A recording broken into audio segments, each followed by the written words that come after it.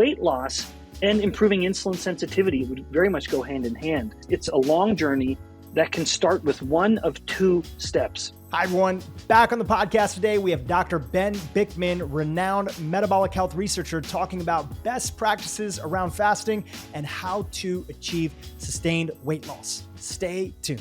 I want to dig into fasting. Do you think that it's important to start making changes in the diet first before they go down the rabbit hole of fasting, or can we jump into fasting right away?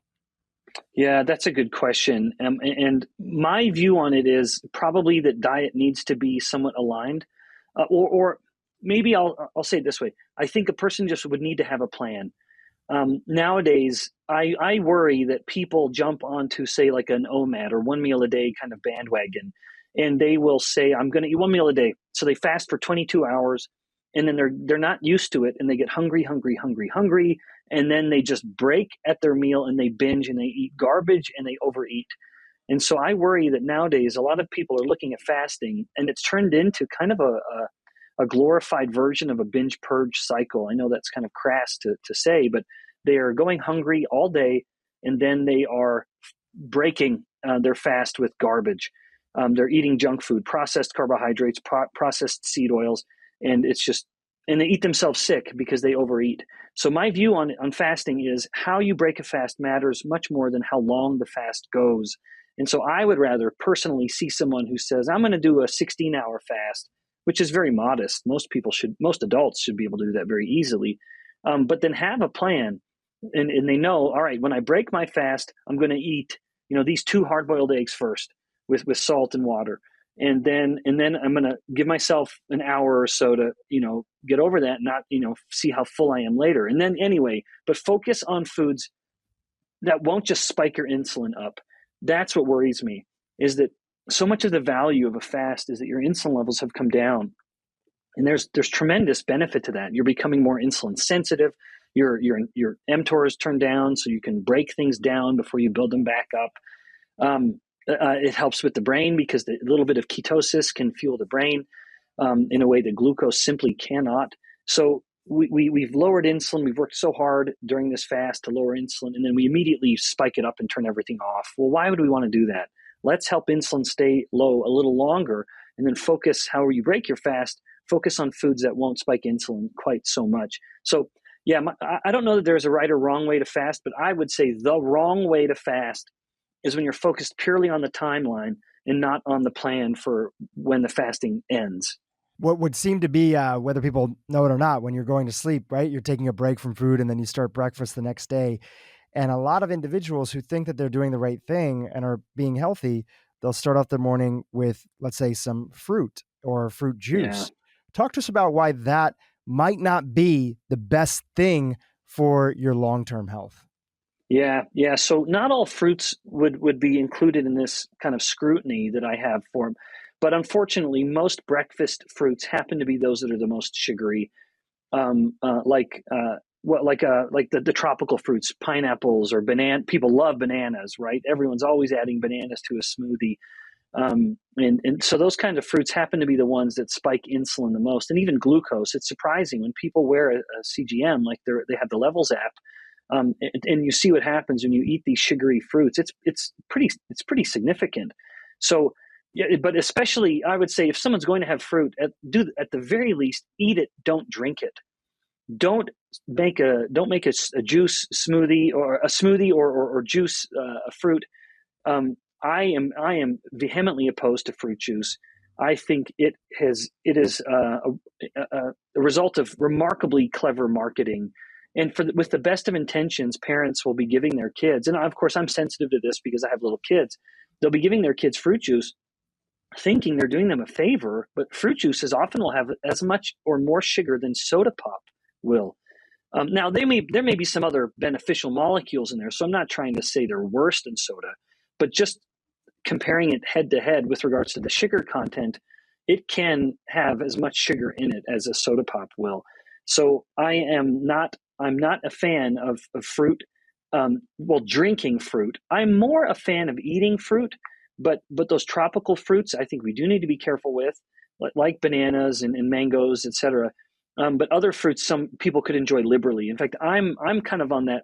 I don't even like to say I'm a low carb advocate. I'm a control carb advocate. Just be smart about the carbohydrates. And when it comes to fruits and vegetables, if these are the kind of lower sugar fruits, then my view is enjoy them ad libitum. There's no need to count grams. Maybe if you're a type 2 diabetic trying to get off medications, you got to be a little more careful. But for the lot of us that are just trying to be metabolically healthy or correct some mild metabolic disruption, my view is fruits are to be enjoyed liberally, but scrutinize if you need to that it's not these tropical fruits. So for yourself this morning for breakfast, did you have breakfast? Did you skip breakfast? Yeah. Let's talk about your routine, which again is your routine. We're not trying to extrapolate that for everybody else, but it's always nice for people to hear. Yeah. Right. Sure. So I will say that, I'm 45. And when I started going bald in my early 20s, I told my wife right when we got married, kind of mid 20s, I said, sweetheart, I'm going to be bald, but I'm going to keep it real. That's a kind of filtered version, for the kids in the crowd here.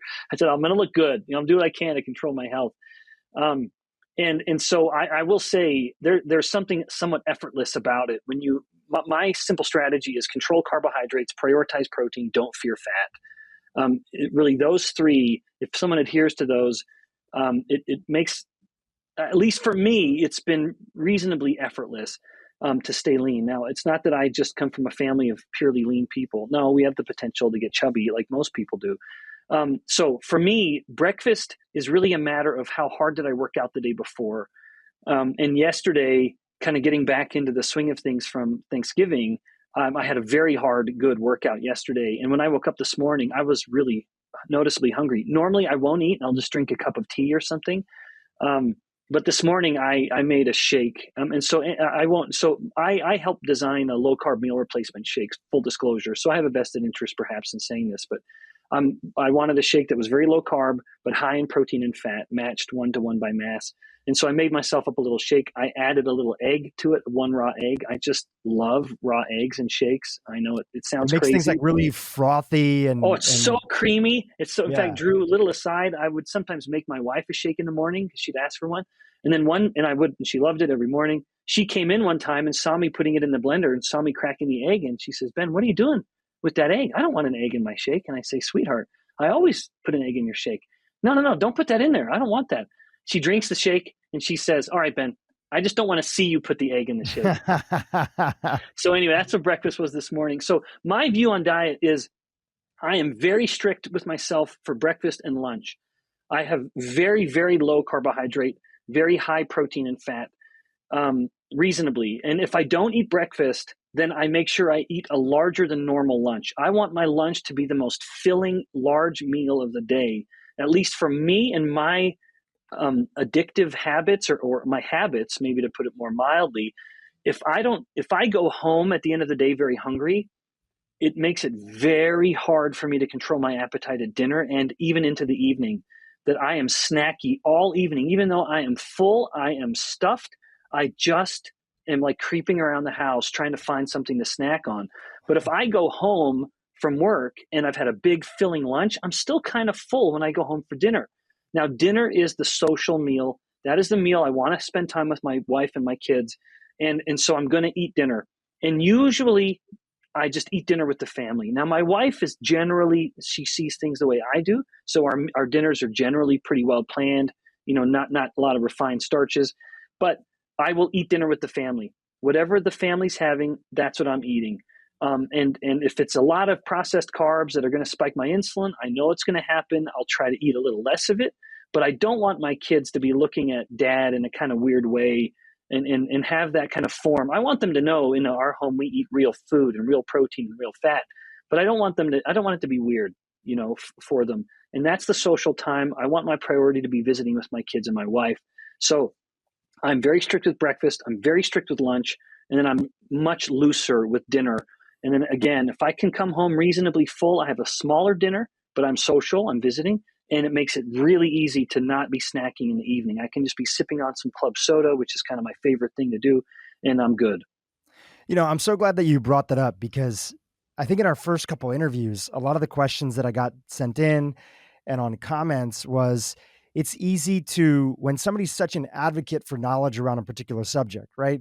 Insulin resistance, being mindful of how your glucose is spiking, being mindful about how many refined carbohydrates, we tend to project back upon that person that, wow, this person doesn't eat any.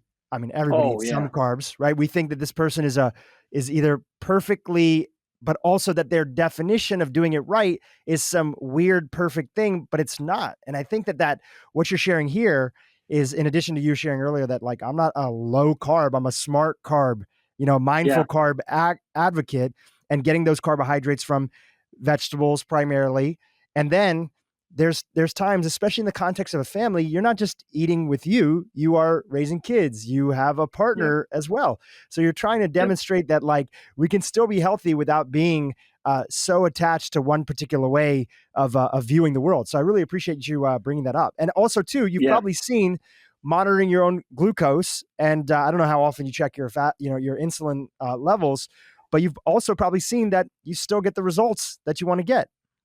Yeah, that's right. Absolutely. I've definitely found that for my metabolic tendencies, and I don't have a family history of type 2 diabetes, and so that does allow me a little bit more wiggle room than someone who, say, has struggled with type 2 diabetes in the past. That is absolutely someone who has to be more careful. But yes, I've found that what I'm doing is working well. And I'll also add very, very quickly, Drew, you didn't ask this, but I wonder, I get so many questions about this that I wonder if someone would be wondering, what do I feed my kids? Like if I'm just sipping on a cup of tea or I'm having a shake in the morning, because I just like breakfast to be simple, I don't like putting a lot of effort into it. I do make breakfast for the kids every morning. It's a very exceptional day when they just have cereal. We just don't keep cereal in the house. It's very infrequent. And so that's something that's important to me. When I grew up, my dad would make breakfast. We lost my mom when we were all quite young. My dad was kind of he did it all. And he would make big hearty bowls of oatmeal, like from scratch every morning, none of this kind of quick oats. And I appreciated seeing my dad do that. And breakfast became a very important time in my family. It was a very important time of day because, I'm one of 9 kids. All the rest of the day was just chaos. But breakfast was kind of the one quiet time where dad could be in charge. And it was kind of we would read scriptures, have a family prayer and have a breakfast together. And so for me, in the culture of my family, I'm in charge of breakfast, and I make almost every morning. It's a rotation of waffles and crepes. Now that's surprising, I'm sure, to some people, but I just make sure my priority is every single crepe the kids are eating has 1 egg in it. Like the way I've kind of quantified it all. And so even though it has a little bit of whole milk, which I'm good with the kids drinking, but it also has maybe I don't know how much flour it would have, but I use flour. It's almost impossible to make good crepes without just wheat flour, just because you need that gluten. And none of my kids have a gluten sensitivity. So I will make crepes so that every single crepe has 1 full egg in it, or I'll make waffles where every single waffle has 2 or 3 eggs in it. They're very hearty. And my view is I'm looking at the kid, and sometimes it'll be bacon and eggs. Sometimes I'll make little kind of egg muffins with bacon and cheese. And those, of course, are obviously good. But even I would want anyone to know, even for me, as much as I know, I don't mind if my kids are having a big hearty eggy crepe or a big hearty eggy waffle. Lots of butter, a little bit of maple syrup on it. I want my kids to just be accustomed to eating real food, not just from bags and boxes with barcodes, and that they're getting good fats and good proteins. And I think eggs are just kind of the perfectly packaged little product. And so breakfast for me is my priority for the kids is how many eggs can I shove in their adorable little mouths. It's great. I mean, people are always wondering about kids, and, human beings have this biological shortcut tendencies as we tend to go for concentrated calories, right? And when kids have a taste of something, they're going to want it.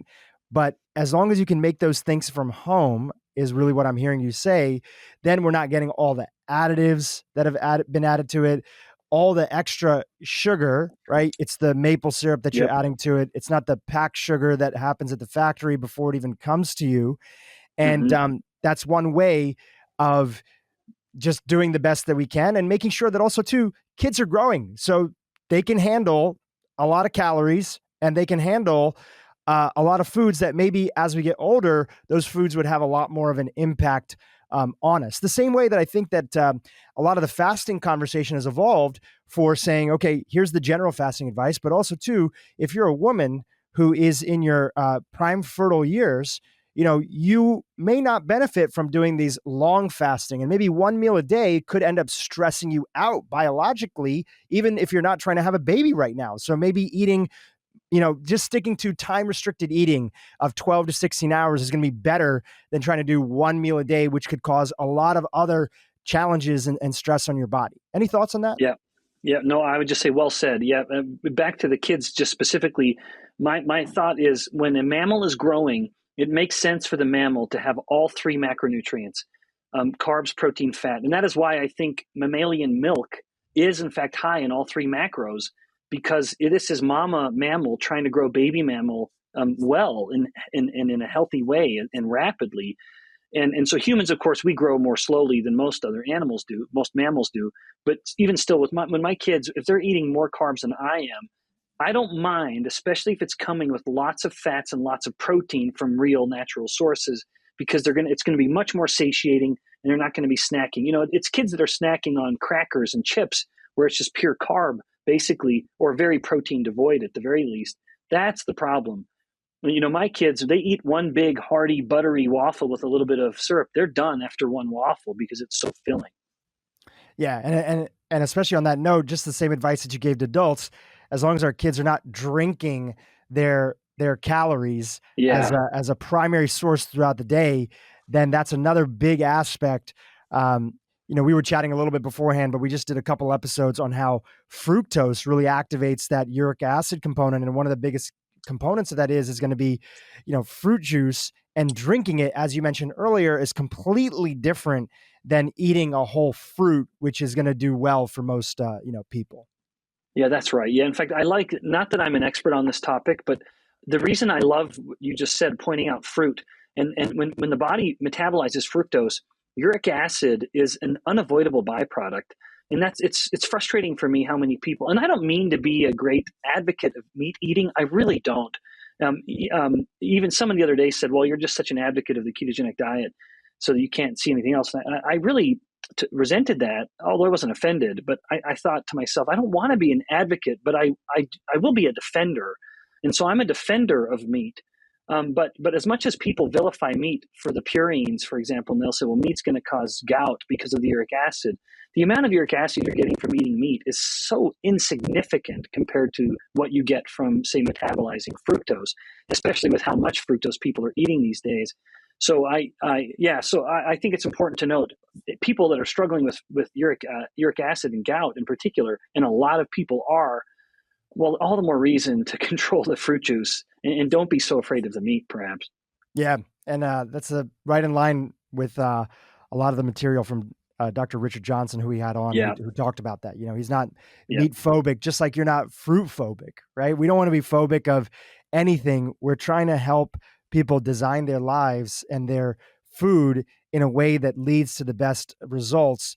And obviously we don't need to have fear be a part of that. It's just more about awareness. So speaking of awareness, taking a little bit of a turn, recently you guys submitted your manuscript for publication in conjunction with David Ludwig. Talk to our audience about what that paper was trying to bring awareness to the folks who are coming across it. Yeah. So there is tremendous debate in the realm of fat metabolism and obesity. And the debate is essentially waging on two fronts, which is that, or the war is on two fronts, that some people are advocates purely of a purely caloric paradigm, that human fat gain or fat loss is simply a matter of balancing the calories in versus calories out. There's this other side, which is saying, and maybe I'm kind of straw manning both, but the other side in its purest sentiment would say it's all about the hormone insulin. Calories are irrelevant. Now, the truth is, in my view, kind of in the middle, and I think most people on both sides would probably agree, despite us being on one side. I do tend to be more on the hormone side, simply because it's ignored, it's overlooked. So people will just, I can say this with absolute authority, because we literally are growing fat cells in my lab right now. We study fat cell metabolism from the very origins of the fat cell.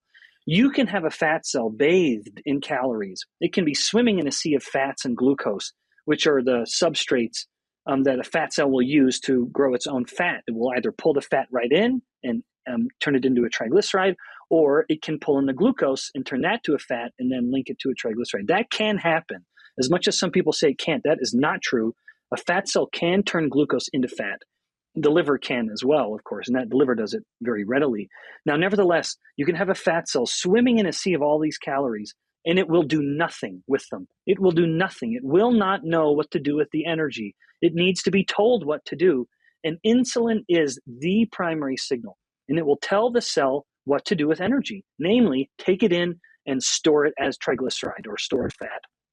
That cannot happen. Now, otherwise, and this is why in a type 1 diabetic, and this was the origins of my interest in this topic are entirely from the early 1900s, where these legends in physiology, Elliot Joslin and Francis Benedict, they found that in people with type 1 diabetes, and this was before the use of insulin, before the discovery of insulin a few years later, the metabolic rate in people with type 1 diabetes was much higher than it's supposed to be. So it was about 15 to 20% higher than you would expect based on the size of the person. And that's justifiable basing metabolic rate on size because that is what dictates metabolic rate. There's tremendous myth in the realm of metabolism in the lay culture, in the lay audience. And we think that I gained weight because my metabolism slowed down. That's not the way it works. If you're gaining weight, your metabolic rate is going up. Like, for example, when a woman gets pregnant and she's gaining so much weight, her metabolic rate is shockingly high, and yet she's still getting fat. That's because her insulin is high and because her progesterone is high, and the hormones are telling her body what to do with energy. Metabolic rate is almost irrelevant at that point. And nevertheless, if someone loses weight, their metabolic rate will go down. So our metabolic rate is typically coupled to our body weight. So in these type 1 diabetics, they look at the individual in the early 1900s and they found your metabolic rate is much higher than it's supposed to be. And then this was followed up decades later by groups that found that when you treated a type 1 diabetic with insulin, their metabolic rate went from much higher than it was supposed to be to perfectly matched with what you'd predict based on the body size. So putting insulin in the system slowed their metabolic rate back down to normal from this 20% excess. And that's not insignificant, back down to a normal level. So my lab had for a few years been focusing on these two aspects of what might have been happening in a type 1 diabetic without insulin. So we found that when fat cells, and in my work, we used mostly cells and rodents and then a little bit of human evidence. And then I'll come back to what we've just done with David Ludwig's group with more human, because he is so good with doing human research and we're better with more mechanistic stuff. So we found that when fat cells were exposed to insulin, even in animals, not just cells, it slowed the metabolic rate.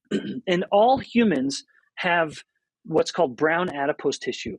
And I'm sure the audience has heard this before. I think you and I have talked about it before, but all humans have little pockets of this fat tissue that has a very high metabolic rate. It's unlike the rest of the fat, the white fat throughout our body. It's brown because it has so much mitochondria in it. And the mitochondria is the bonfire within the cell. And so when the brown fat was exposed to insulin, it slowed the metabolic rate significantly, and it made the brown fat act more like white fat cells, the very low metabolic rate. In contrast, when fat cells were exposed to ketones, not the visceral fat, not the fat around our organs internally, but the subcutaneous fat, the fat that we can pinch and jiggle under our skin, that started to have a much higher metabolic rate when it was exposed to ketones. And our study at the time only looked at people that were in and out of ketosis, but we were able to get them into the lab and we pulled a fat biopsy from their belly, their subcutaneous belly fat, and measured the metabolic rate. And the people that were in ketosis had a higher metabolic rate at their fat cells, so suggesting that they were acting a little bit more like brown fat cells. And that is where the project with David Ludwig came up. I was thrilled when he reached out, having seen some of the work we'd done, and he heard me give a talk at a meeting about this. They had access to fat tissues that had been taken before and after an intervention. So we could do a follow-up in the same person and then determine to what degree did the dietary intervention affect the metabolic rate within the fat cells themselves. And I guess to put it more brief now, there were 3 dietary strategies in the diet, isocaloric over these, I think, 20 weeks, isocaloric. And this is unpublished, everyone, so everyone needs to know, but the preliminary data suggests that the diet that was highest in carbohydrates had no effect on altering metabolic rate in the fat cells. And the 2 diets that were the lower carbohydrate diets had a significant increase in the metabolic rate of those fat cells. So that's what we've submitted, and hopefully it'll get published really soon, because it's just more compelling evidence that the number of calories, yes, it matters, but so too do hormones, like insulin, because hormones tell the body, and especially the fat cells, what to do with the energy that it has. I love that. First of all, that's amazing. I can't wait to for that paper to come out. And I love that you talk about how it both matters, but when we ignore one specific key side, and obviously calories have gotten so much of the attention that it's almost like people become a calorie advocate. And there's a couple different types of calorie advocates that are there. There's the folks that are out there that are coming from government or processed food sort of companies are like, hey, look, it's all about calories in, calories out. People aren't moving enough. It's not our food. It's not our junk food and processed food. It's really just willpower and control. Then the other folks that are there often tend to be people that, and I'm saying this lovingly because I used to be, vegan myself and, heavily, I would identify as plant-based, even though the crazy thing is I eat very plant-based now, still with targeted amounts of meat protein that have been added in. So I never reduced the number of plants that I ate. I just added in the meat and I feel a little bit better. Again, that's just me. And so I was saying that there's a group of folks that are worried on that side that if it is insulin connected to the refined carbohydrates that people are getting in their diet, then it tends to be harder to stick to a diet and be satiated when it's primarily based around a lot of carbohydrates like breads and pastas and rice, which those foods, we don't want to demonize them. But if that's all we're eating, even if we're low calorie, we can still end up with poor metabolic health, is what I'm hearing you say. Yeah. Oh, yes, that's right. Yeah. So in addition to just the potential for more nutritional deficiencies, the more we avoid animal products, David Ludwig's group, to cite another one of his papers that is already published just last year, they found that when they gave human subjects isocaloric diets that varied only in the fat to carbohydrate content, the protein was clamped, the calories were clamped. One group was high carb, low fat. The other was low carb, high fat, same protein. And this was largely a matter of the insulin spike that happened as a result of it, but they found that there was a much lower, I think what they termed it was energy availability or available energy in the blood after the high carbohydrate version of it. And that's because insulin will promote the storage of nutrients. So you eat this insulin spiking meal, and insulin is stimulating the uptake of all the nutrients out of the blood into the tissues. And in contrast, if it's lower carbohydrate, insulin stays low, well, then there's more energy available and it's floating around. And they found, and this could be why when someone has an insulin spiking meal, another human study that has confirmed this, they're much hungrier much sooner. It could be that when insulin spikes, it's lowering your glucose, it's lowering your ketones, it's lowering your free fatty acids in the blood. And now the brain, which has no storage capacity, the brain is thinking, because it needs energy in real time, it's thinking, hey, energy in the blood's gone down. And I don't care if the liver has all of its glycogen stored in fat. I don't care if the fat cell has its fuel. I don't care if the muscle cell has its glycogen storage. I don't have any food storage, any energy stored rather. We need to eat more. And so it stimulates appetite much sooner. And so there's a much earlier return to hunger when someone has had an insulin spiking meal. And it could, I suspect very, very strongly, it's a result of what David Ludwig found. It's this phenomenon of a lower overall energy availability in the wake of an insulin spike. What do you think are the practical implications for somebody who's listening here and really the advice that they're getting from their doctor? A lot of people go into their doctor, their yearly physical, and the doctor says, hey, listen, things are not headed in the right direction, but you don't have diabetes yet, right? You're not, you're overweight, but you're not obese yet. So there's a lot of we're kind of waiting and monitoring, you're on this train ride and you're about to wreck into another train. It's like you haven't wrecked yet, but you're on your way to wrecking, but there's nothing that we can tell you right now besides lower your calories and lose weight.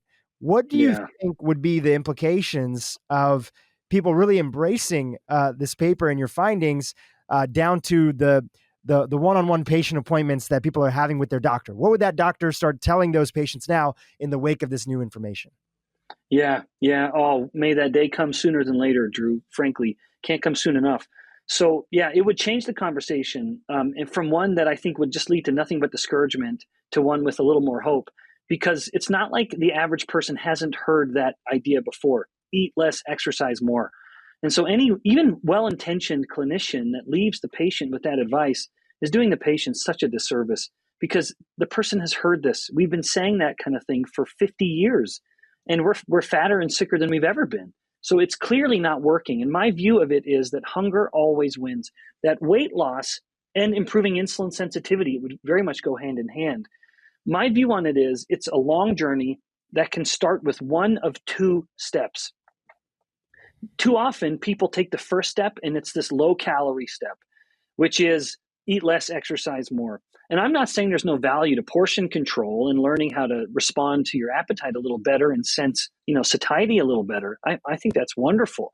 But if the entire dietary paradigm is I need to lower my calories, I need to exercise more, well, that's what you see on those game shows like The Biggest Loser, those reality TV shows. And what people don't appreciate is that you never see the reunion tours. You never see them get back together like you do other kind of reality shows. They get back together 10 years later or even a year later because they've gained it all back. It's a catastrophic way to try to lose weight. So the New York Times did a whole expose and followed up with a lot of those individuals who won from The Biggest Loser. And in almost every instance, except for I think two of the people they highlighted, they had all not only gained back the weight, but most of them were actually heavier than before. Yep, that's right. Yep, it ends up being catastrophic, to put it mildly. So if the weight loss, improved metabolic health journey is starting with this kind of low calorie, eat less, exercise more paradigm, I believe it's doomed to fail because hunger always wins. So you need to have a paradigm that isn't starting with hunger. And in my view, it should be the first step being control insulin. Don't worry about hunger. If you're hungry, eat. If you're not hungry, don't eat, and kind of renew your sensitivity to your own satiety signals.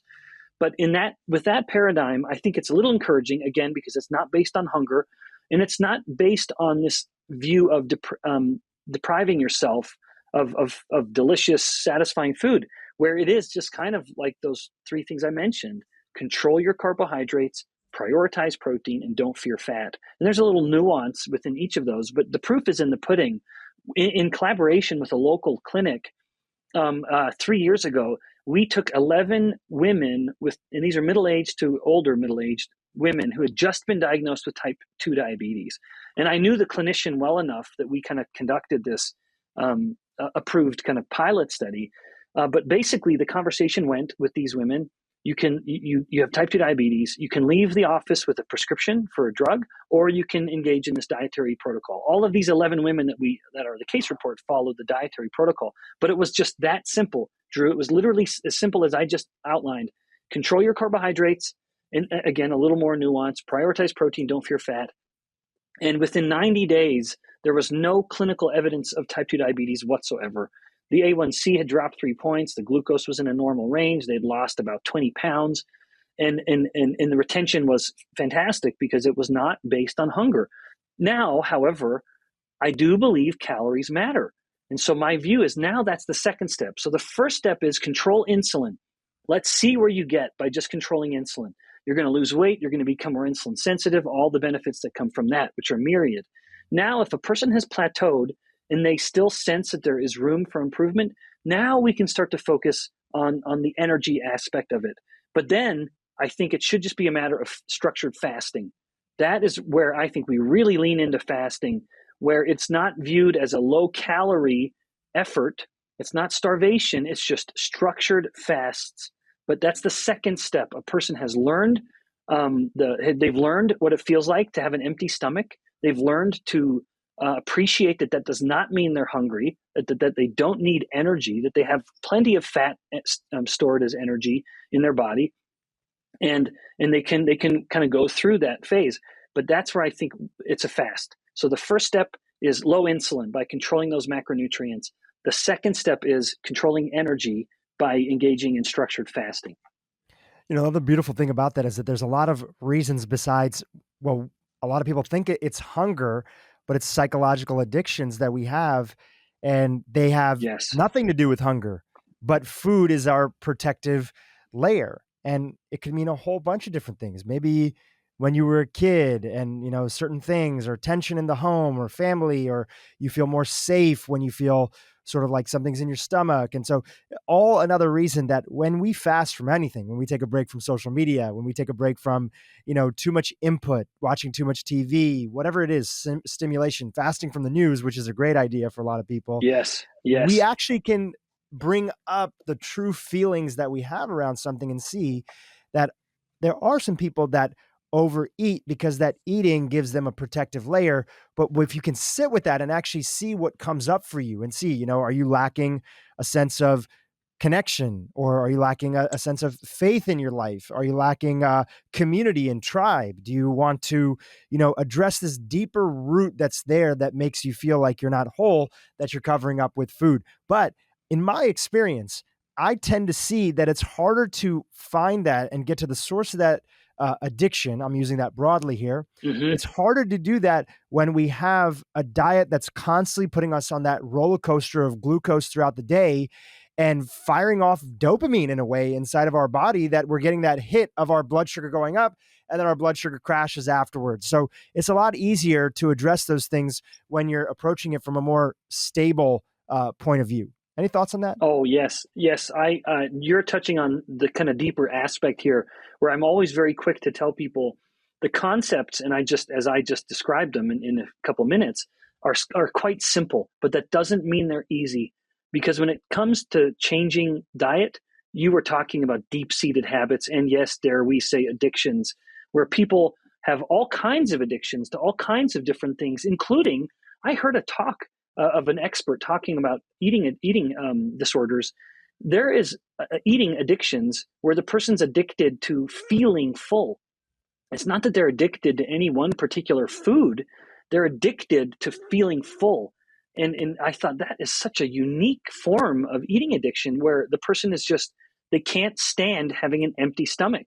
It's physically, emotionally, psychologically, it's very uncomfortable for them. And I think so as much as I say that these ideas are simple, and they are, control carbs, prioritize protein, don't fear fat, they're simple, but that doesn't mean it's easy to incorporate, because you're talking about people changing their habits, and that is not something people do very, very readily.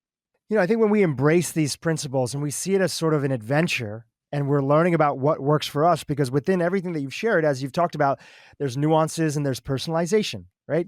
Some people, I come from a tradition and faith background. I don't identify it by it now, but it's a spiritual tradition out of India that really strongly identifies with being vegetarian. That's kind of like one of their core aspects. It's the Jain tradition. There's a lot of beautiful things about that religion and that background. And I really respect anybody who's using is any faith-based group that's out there and is trying to make the world better. And largely, those people are more giving. They're more caring in the world. There's a lot of beautiful benefits that come from, a lot of faith-based groups that are out there. Now, I'm not going to try to go and convince somebody out there to, change their diet, which is actually harder than probably changing your religion, is changing your diet and doing these things, especially if you were vegan or vegetarian, and now somebody's trying to tell you that they, felt better eating meat, and you should too. They're not going to do it. And that's not obviously in my interest to try to shift anybody's ideas. I do talk about my story and what I felt, my history with depression, my low omega-3 to omega-6 ratio was off, low amount of omega-3 fats that are in there. And that sometimes speaks to individuals that are there. But within that, you can still be vegetarian and still take advantage of all these principles that you're talking about and feel better. We have a mutual friend, Dr. Casey Means, who's largely plant-based. She does eat a little bit of fish. She's been on this podcast before. And I love what she posts, because even though she's eating a lot of foods that kind of give me a lot of irritation, like beans and other things like that, she's combining them and showing them and making them in ways that goes beyond the food wars, and shows that we, regardless of what your beliefs are, regardless of how you decide you want to eat, you can still take advantage of these principles and reap the rewards of following them. Yep, I agree 100%. Yep, I think that it's so important for us to never talk about these topics in a way that's going to alienate individuals. And Casey's a perfect example. What a delightful person. Yeah, I never want these ideas to come across as polarizing. That these should be ideas that are foundational upon which a myriad of homes can be built. As long as we have the common foundation, there's the strong, firm foundation. Well, then what goes on top of it can be different.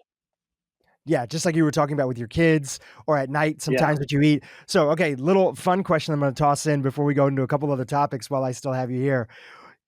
What is at night when you are a little bit more, more unstructured with your carbohydrate intake? Yeah. Are there a couple go-to things that you like to enjoy?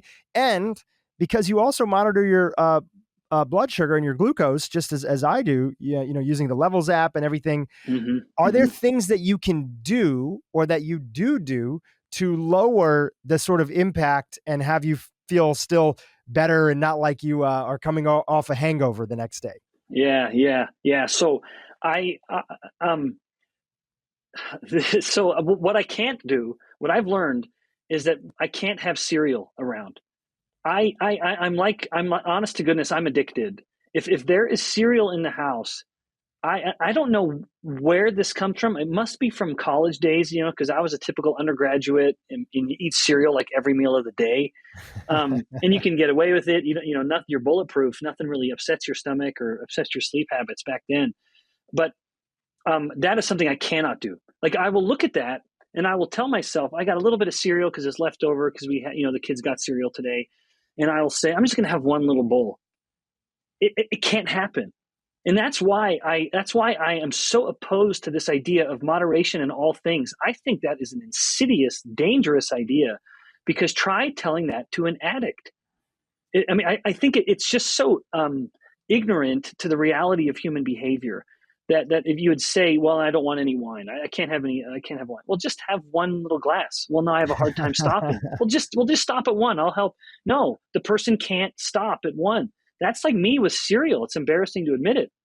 So what I can't do is indulge in cereal in the evening. If there is a true indulgence, normally I try not to eat anything, and it's just like I'm sipping on club soda, maybe with a little apple cider vinegar. And sometimes I'll also sip on pickle juice. I know that sounds bizarre, but we get these pickles that have like full dill and garlic cloves in them, and it's just really satisfying, and it just kind of takes the edge off my appetite.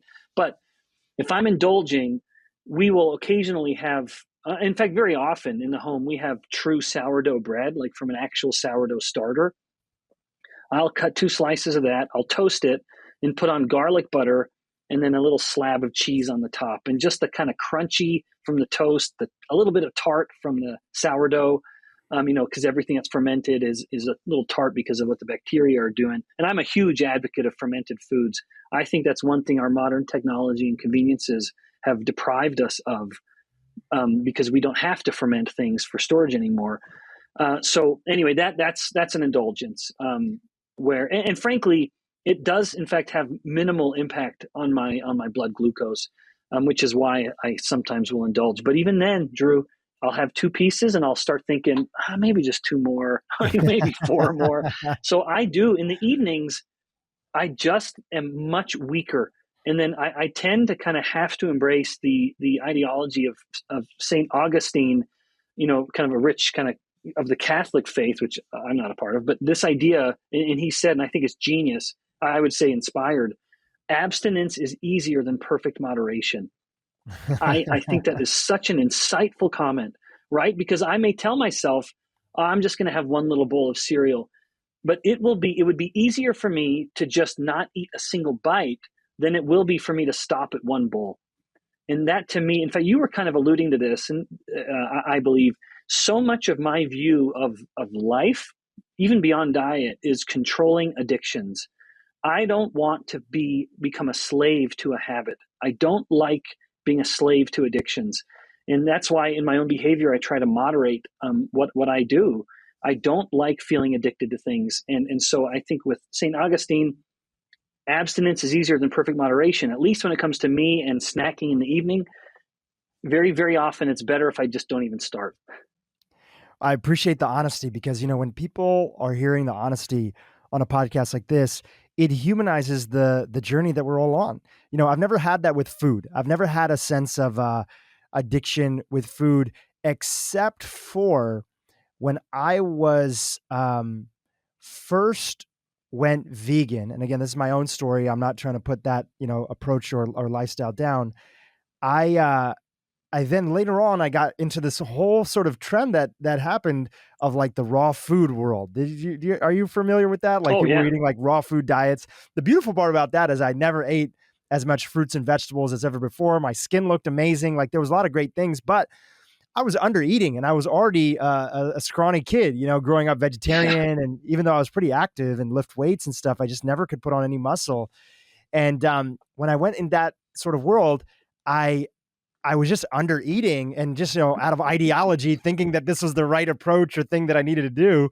And then I'd have these binge moments where I'd go and want to eat all the food that I could get. And that was my body's way of being like, we need more calories, inside of there. So outside of that, I've never really had that with food, with addiction, but I can relate to you because I've had that with video games. There was a period of time where I really had to actually take a step back and say, I think I have an addiction to video games. And it was in college, just like your cereal addiction probably started in college too. Mine started in university.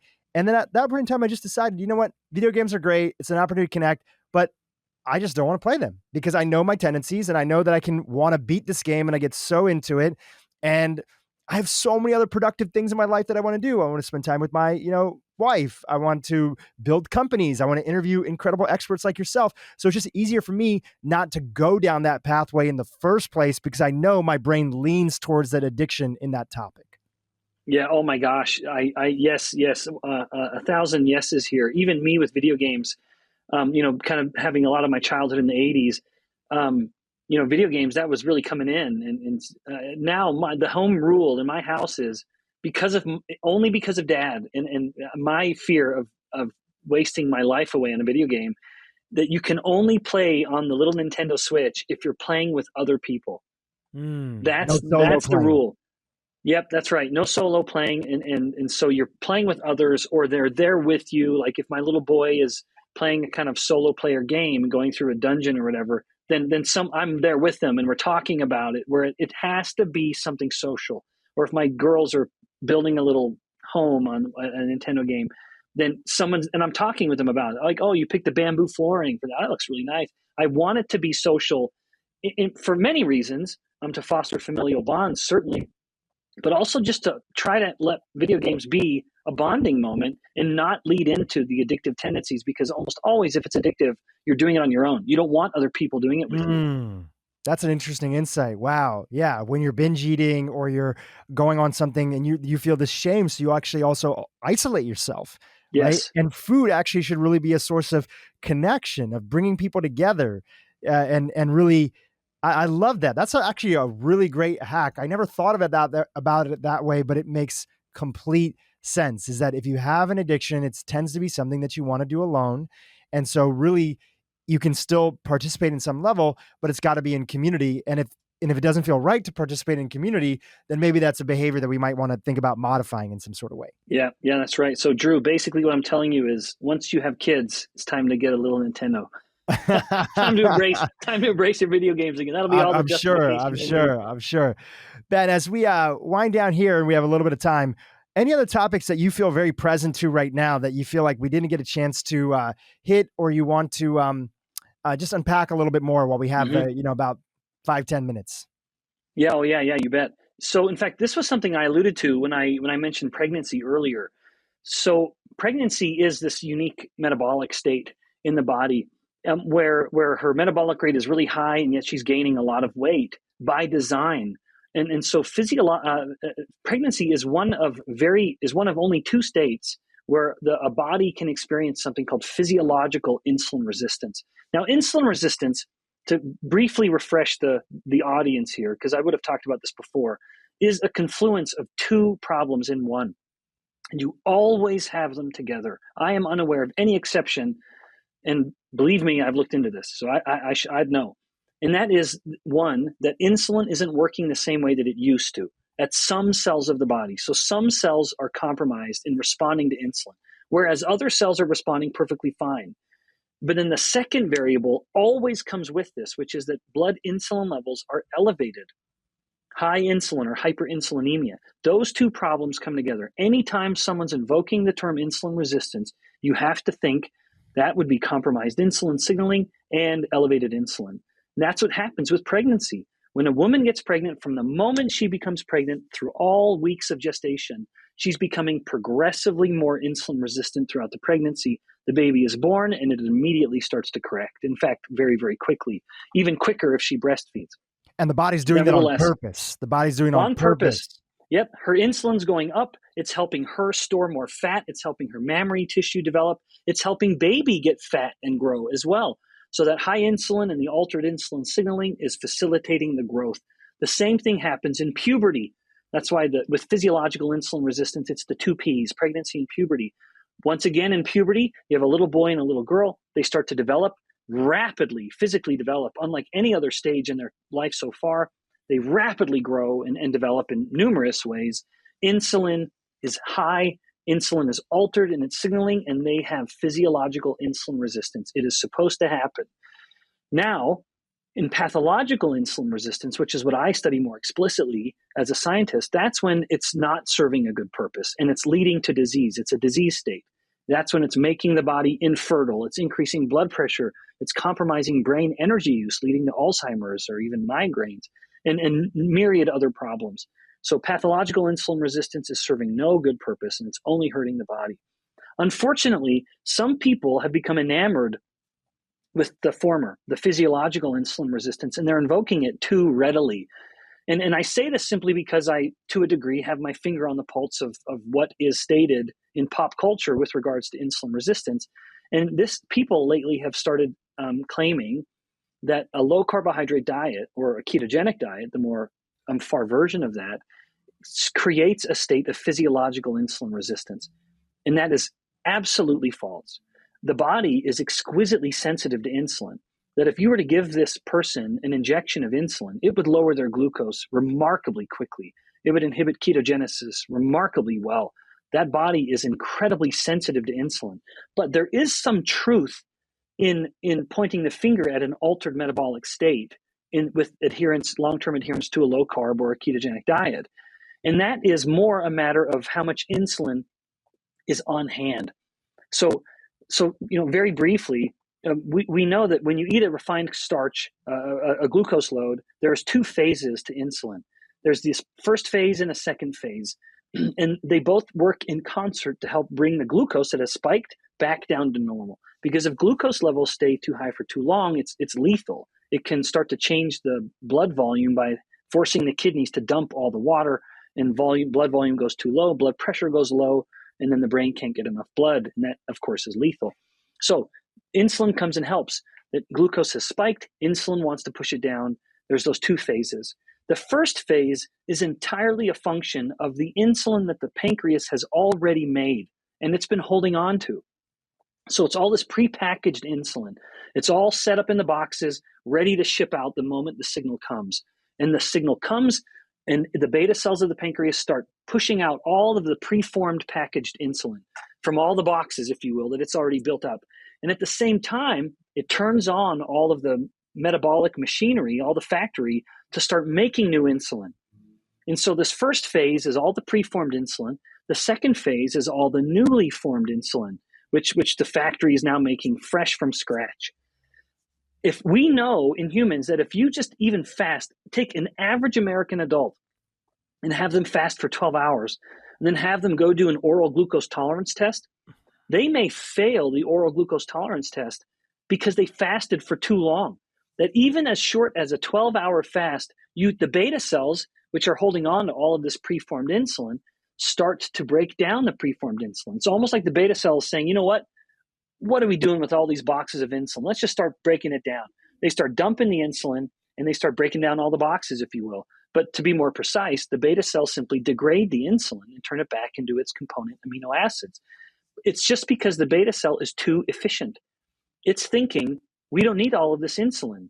Little knowing that in a couple hours from now, it's going to be challenged with a massive glucose load. And thus the person takes in glucose. What would have been a glucose curve that went up and down in 2 hours, nice and neat, ends up being a glucose curve that goes up a little higher and stays higher a little longer, altering the trajectory, making it a worse glucose response. Well, this is what happens not only if someone has fasted a little too long, so that's a warning to people. Anyone who's going to go in and get an oral glucose tolerance test, you actually want to make sure you eat carbs the night before. We're doing experiments to this effect even now in my lab. If you fasted for too long, you'll basically get a false positive, or you'll fail that glucose tolerance test, not because you're sick metabolically, just because you fasted too long and the beta cells didn't have enough preformed insulin. And so you prime the pump. And that's what happens basically. To make a long story short, when someone's been adhering to a ketogenic diet, they may eat a load of refined starches or sugars and see that it takes longer for them to clear those sugars. That will happen, but it's not because the body's become insulin resistant. It's just that they didn't have as much insulin made. If they do the same thing 6 hours later, they'll pass it with flying colors and it won't be a problem, because the beta cells have basically said, oh, wait, we're back to insulin mode. All right, let's fill the shelves and get all this preformed insulin back on hand to get ready for when we need it next. So that's the problem. And in a way, it might be a warning for people that are adhering to a ketogenic diet. Be careful of your cheat meals, because it is going to take you a lot longer to clear that glucose. And I think there is a metabolic detriment to doing it that way, and alter the way we look at how we're going to spike our glucose, and with what are we going to spike it? How refined are these starches or sugars going to be? And what are we going to do to our glucose? Maybe prime the pump a little bit. It's funny for me to say this, but if you're planning on indulging and you're going to go get some ice cream, maybe eat an apple or something a few hours earlier than that. Just something with a modest amount of starches, but that is going to require an insulin load. Prime those beta cells a little bit. And now when you actually indulge with that higher concentration of starches, you're able to clear it much more readily than you would, because there is value in bringing glucose down. That is one of the reasons why I'm such an advocate of continuous glucose monitors. It's that we can know how often we're above average, we're above normal.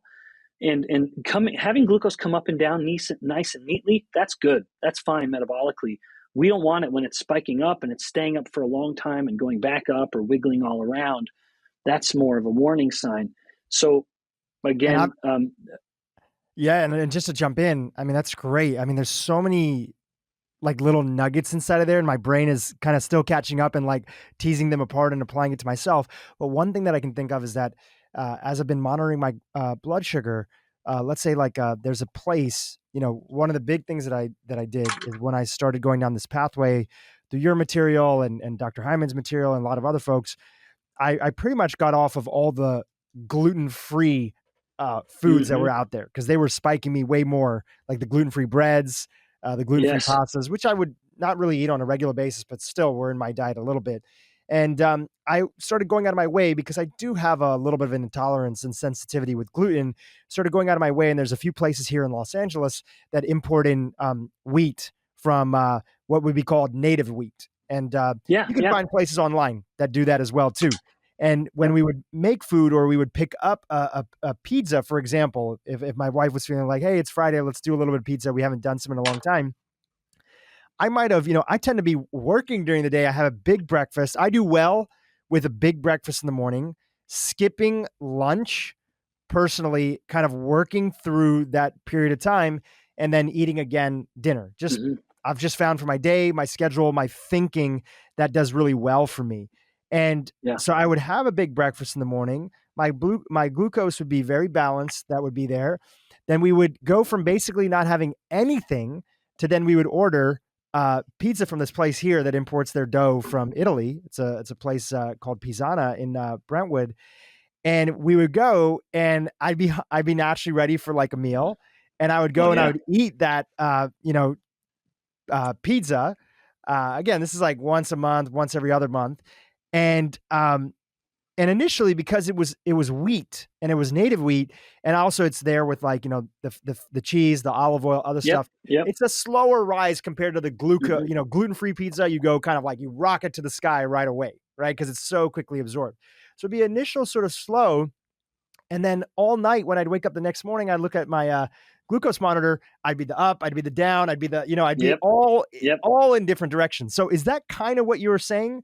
That, I had fasted for a period of time, and then I all of a sudden had this like kind of heavier carbohydrate intake and fill of my glucose. Is that an example? Yeah. So I think it very much would be a part of delaying all that glucose absorption from the blood. But also, when we eat glucose in a mixed macronutrient, which is like pizza is a perfect example, right? We're getting protein and fats from the meats or the dairy, certainly from the cheese. What you're doing is creating this competition of burning.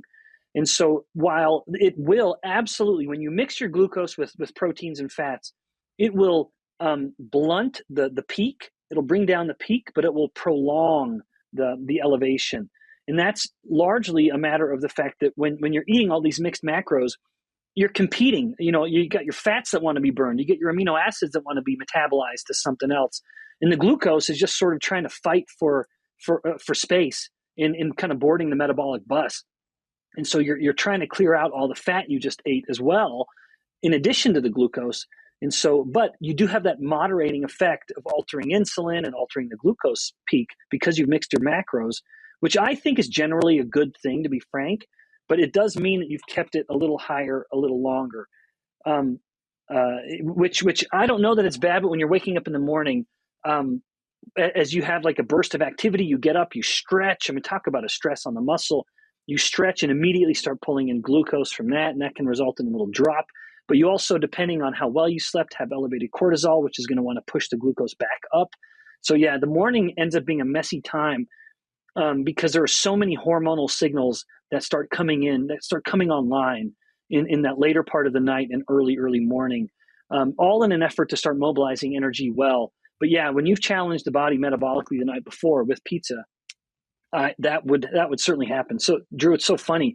Just yesterday, I went out to lunch with a couple of my brothers. They're in town, and that's not something I get to do very often. I'm very, very close with my family. And so we went to my brother wanted to go to this a sourdough pizza joint, and all the crust is made from sourdough. It's like a true fermented sourdough. And oh my gosh, I was so stuffed when we got out of there. I just enjoyed every single bite. But it was at lunch, and so I didn't mind feeling full. And sure enough, I went home and controlled my appetite. But boy, pizza is one of those foods that I can just eat myself sick on any day. Yeah. So just to close the loop on that, and I'll have to get that recommendation. I'm in Salt Lake every so often to go out to skiing and Powder Mountain. Would love to meet up in person one day. But the example I gave was not exactly related to what you were talking about. Not that there aren't themes. That was more the competition of the digestion of fat and glucose. But going back to what you were talking about, so that the audience is left with it, it's that if we do think that we're going to have a concentrated source of glucose coming up, like ice cream, or you're going to have a birthday, cake or something like that might be out there, you might do better off having a little bit of fruit or something, maybe a couple hours before, to prime the pump before you end up slamming your body with a bunch of, sugar. That's right. Exactly right. Great. Ben, every time you come on, my mind is at a whole new level of thinking about things. And what I appreciate about you that we really got a chance to get into this go around is, number one, just you sharing your humility. And it's like, there's this classic phrase that also applies, I think, to kids in a different way. It's this teacher, Ram Dass, and he says that, you think you're so enlightened, go spend a weekend with your family, right? It's like, you think you have it all figured out, like go hang out with your parents and see what really ends up happening. In that same way, get humbled. Everybody thinks that they have their diet and everything, and I'm going to do this and that. And then you have kids and you're like, okay, good luck, right? Good luck on all those rules. And also too, this is about living life. And this is also about understanding that there's different context of how people might need to eat differently. Like when a woman is in her prime fertility years. And as we alluded to before, and how fasting might be different from them. We've done a few podcast episodes on that. When kids are growing and they're in one of those periods where there's just a lot of demand for calories. And as long as those calories are coming from whole food sources, then we're in a good position. We don't have to worry as much. We're not trying to put, kids necessarily on like a ketogenic diet or anything like that. So I appreciate you bringing the humility component in addition to all the education that you shared today, because it just makes it more real. And I think that people beat themselves up less, which makes it much more likely that they're going to stick with these core principles that you talk about for the long term. So I just want to say I appreciate you, brother. And as always, it's a pleasure to have you on the podcast. Oh, the pleasure is mine. This is always time well spent. I really enjoyed it. I think we covered some really helpful topics, and I hope the audience feels as gratified as I do. As always, just a little reminder about your world. You talked about the shake that you're involved in. Would love for you to give it a shout out. And anything else, you can mention the book. Anything else that you want to mention for our audience? They're always looking to go deeper anytime they hear you. Yeah, well, yeah, thanks for the opportunity. Yeah, so I'm not just in the ivory halls of academia, the ivory tower. I do like to dabble in entrepreneurial pursuits. So if people haven't, get my book, Why We Get Sick. It's if insulin resistance is something that you're just getting familiar with, or you are a little but want to get more detail, it is the epidemic most people have never heard of. So Why We Get Sick. And then the shake has been a really fun venture. It's been fun to kind of dabble in that area and provide simple solutions for people that are looking to kind of incorporate those dietary rules that I spoke about. And anyone can learn more about the shake at Get Health. And health is spelled HLTH, gethealth.com. Beautiful. We'll have the link to both of those in the show notes. Ben, thank you so much. I appreciate you, brother, for all your advocacy and knowledge in the space and just helping people feel better. So thank you again. Well, ditto. Thanks so much, Dhru. Hey, YouTube, you're going to love this interview with Dr. Jason Fung, which explores the topic of fasting even deeper. What happens, of course, during fasting is that as you sort of get rid of all that old junk, then your growth hormone is high. So as you eat again, your body is going to start rebuilding